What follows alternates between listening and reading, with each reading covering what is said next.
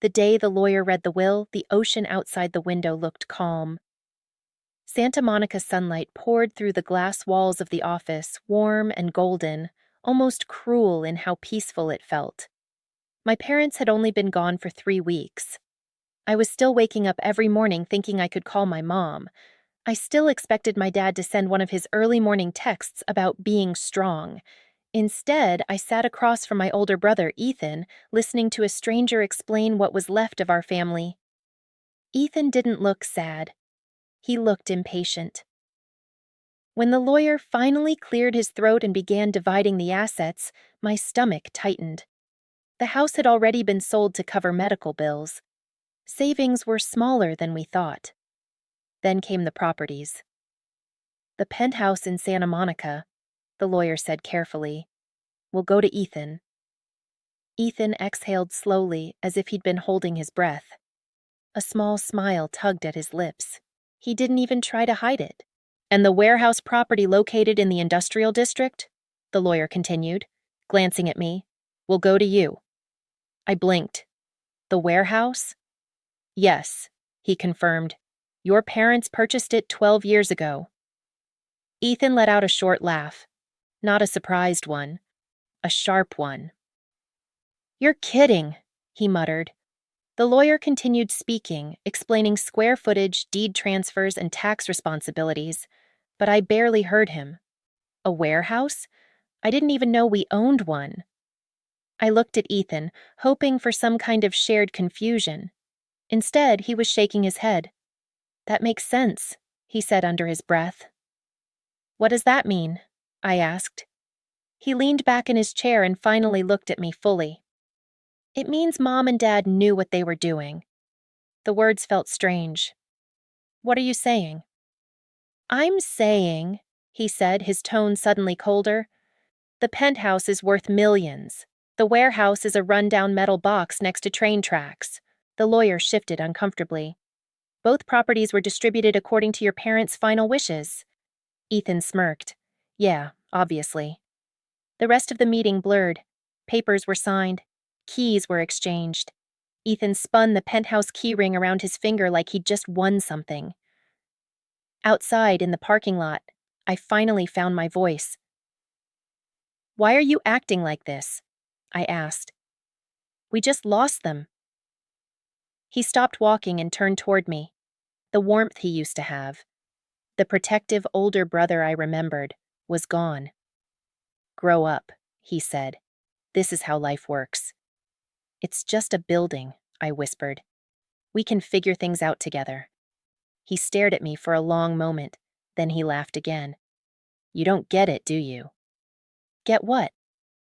The warehouse fits you. The words landed harder than I expected. Excuse me? You've always been... He searched for the word, then shrugged. Different. You were never built for the penthouse life. I felt my face heat. And you were? I made something of myself, he snapped. You drifted. That wasn't true. I had worked. I had tried. But next to Ethan's corporate job and polished suits, I always looked unfinished. Whatever, I said quietly. I just need a place to stay until I figure things out. He studied me for a moment before nodding. Fine. A few nights. A few nights turned into tension-filled silence.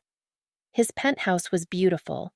Glass walls, marble counters, a view of the Pacific that looked unreal at sunset. But I felt like a guest in a museum.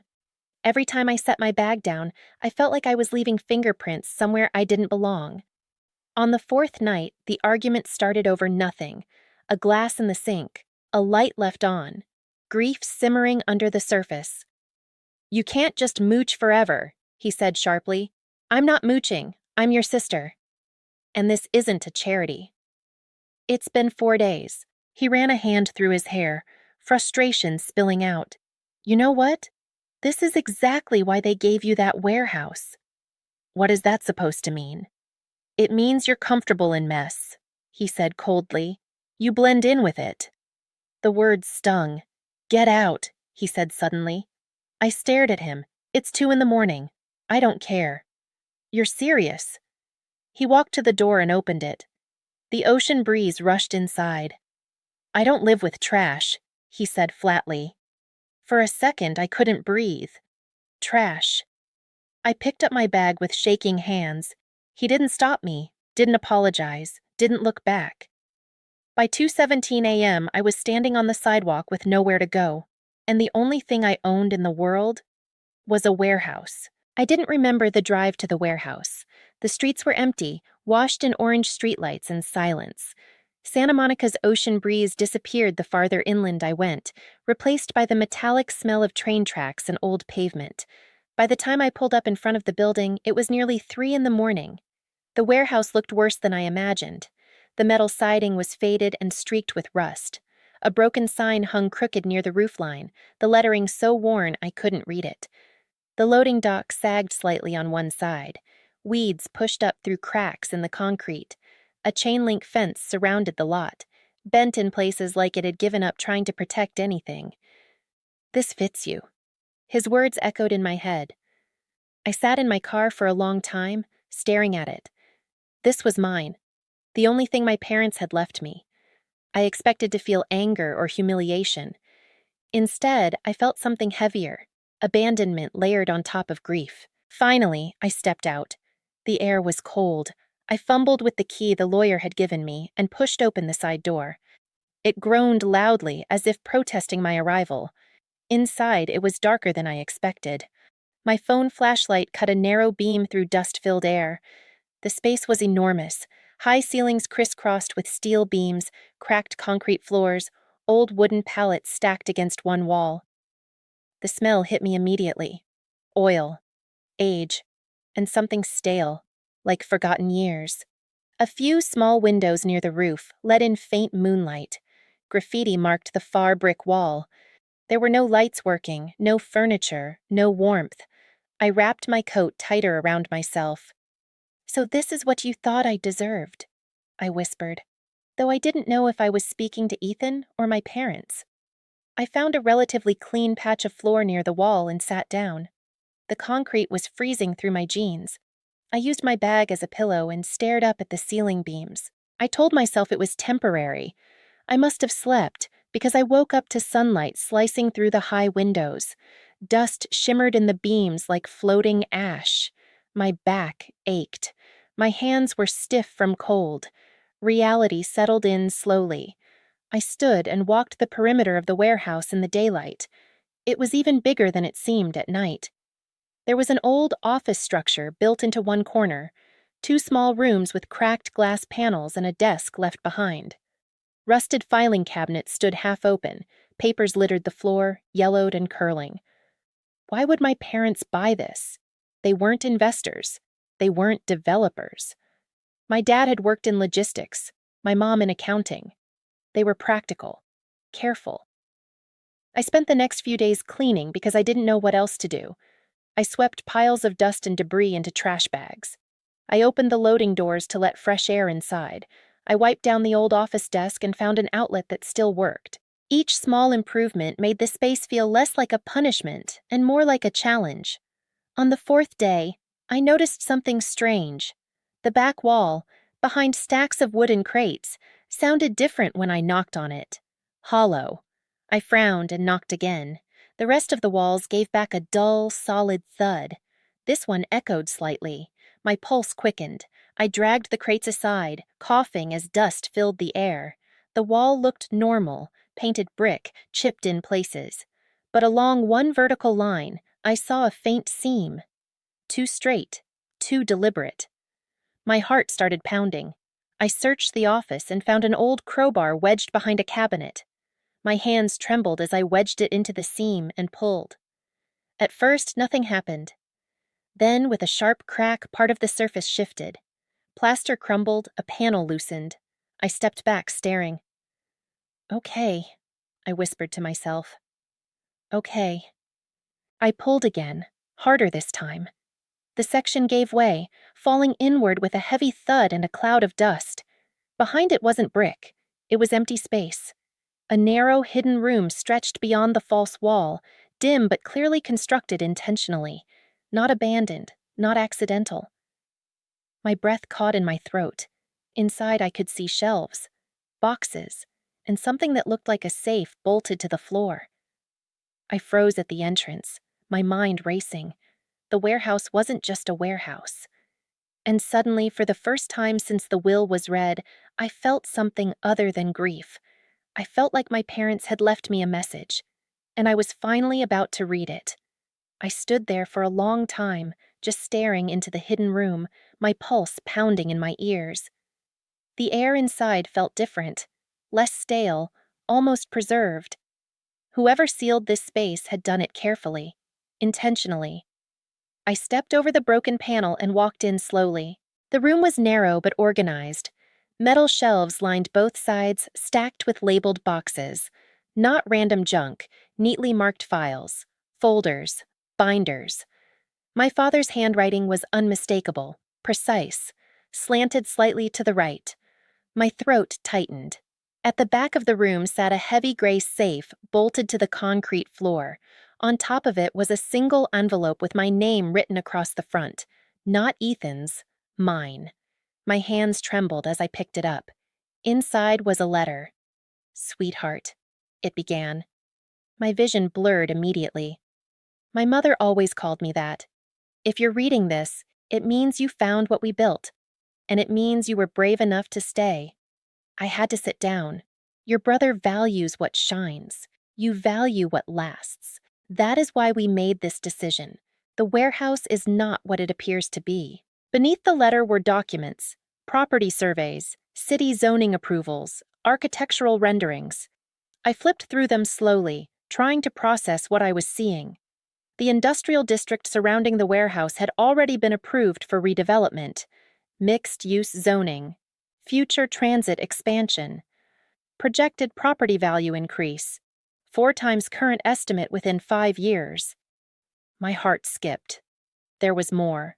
Blueprints for a renovated creative commercial space. Studios, event halls, co-working offices.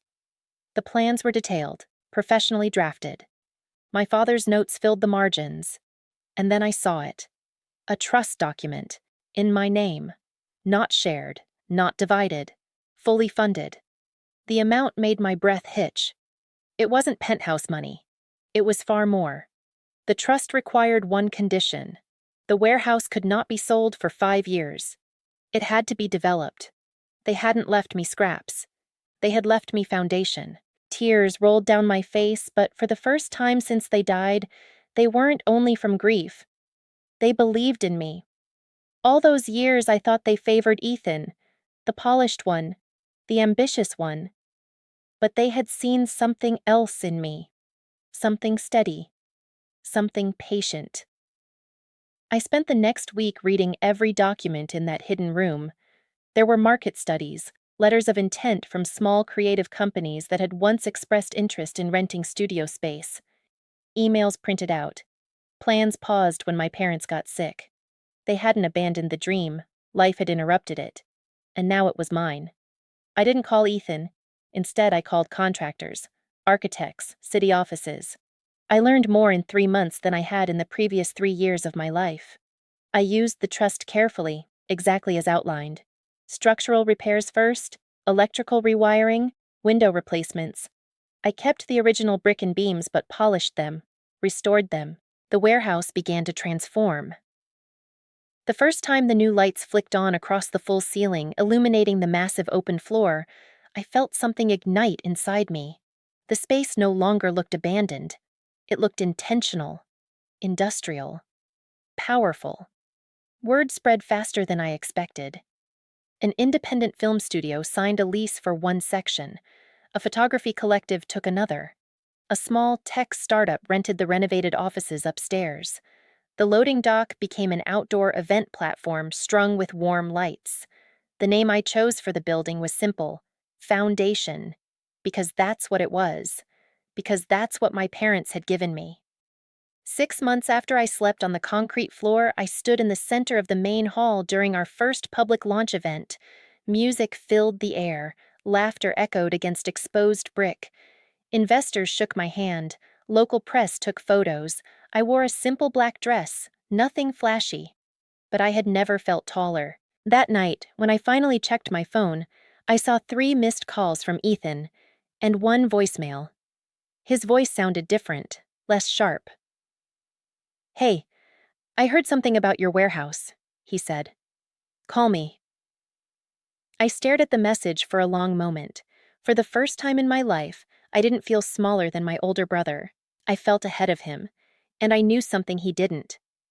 The penthouse came with massive property taxes, rising maintenance fees, and no hidden walls. Mine had been empty when I walked in. His had already started draining him dry, and I hadn't even begun to decide what to do with that knowledge. I didn't return Ethan's call that night, or the next. Over the following week, he left 4 more voicemails. Each one sounded less confident than the last. The sharp edges in his voice were gone, replaced with something unfamiliar: hesitation. Meanwhile, Foundation was fully alive. Morning light poured through the restored upper windows, warming the brick walls and polished concrete floors. The scent of fresh coffee drifted from the cafe corner we'd built near the entrance. Designers carried portfolios through the lobby. Film crews rolled equipment across the space that used to be covered in dust and broken pallets. Every time I walked through those doors, I remembered the night I slept on that same floor, cold and humiliated. Trash. The word didn't sting anymore. It motivated me. The first time Ethan showed up in person, I almost didn't recognize him. He stood outside the chain-link fence, staring up at the building like he wasn't sure he had the right address. The graffiti was gone. The exterior had been repainted in matte charcoal with warm industrial lighting outlining the architecture. The old crooked sign had been replaced with a sleek metal one: Foundation. I stepped outside before he could ring the bell. He turned when he heard the gate click open. "Wow," he said quietly. There was no sarcasm in his voice. "No penthouse jokes?" I asked calmly. He forced a small smile, but it faded quickly. Up close, he looked tired, dark circles under his eyes. His usual tailored suit looked slightly wrinkled. "You've done well," he admitted. "Thank you." Silence stretched between us. Finally, he exhaled. "Can we talk?" I led him inside. As we walked through the main hall, he slowed down, taking everything in: the exposed beams, the glass offices, the people working, laughing, creating. "This was the warehouse?" he muttered.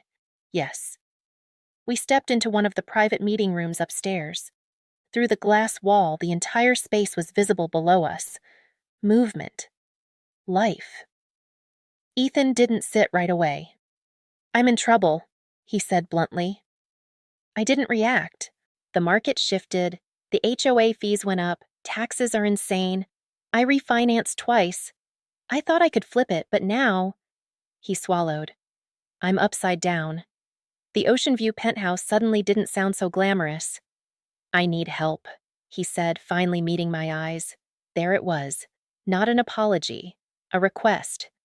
I folded my hands calmly on the table. "How much?" He named the number. It was large. I could afford it. That realization settled heavily in the room. "You always land on your feet," he added quickly. "And this place, clearly you're doing better than anyone expected. Anyone, including you." "I remember something," I said softly. He frowned. "What?" "The night you told me to leave." His jaw tightened. "You said you don't live with trash." Silence. He looked away first. "I was angry," he muttered. "Mom and Dad had just— You didn't just call me trash," I continued evenly. "You believed it." His shoulders slumped slightly. Downstairs, laughter echoed upward. A camera flash popped. Someone clapped. "This building," I said, glancing out at the space below, "was falling apart when I walked in. It was cold, broken, empty." I looked back at him. "But broken doesn't mean worthless." His eyes flickered with something I hadn't seen before. Regret. "I'm sorry," he said quietly. It wasn't dramatic. It wasn't tearful, but it was real.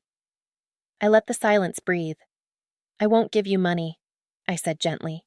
His face fell. "But," I continued, I will offer you something else. He waited. A job. He blinked. A job? You're good with corporate strategy, investor relations, negotiations. Foundation is expanding. We're opening a second location next year. His pride wrestled visibly with reality.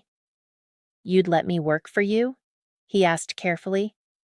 No, I corrected softly. I'd let you work with me. The difference hung between us. Downstairs, the building hummed with purpose. Finally, Ethan nodded once. Slowly. I don't deserve that, he admitted. Probably not, I said honestly. But Mom and Dad believed in building things that last, including us.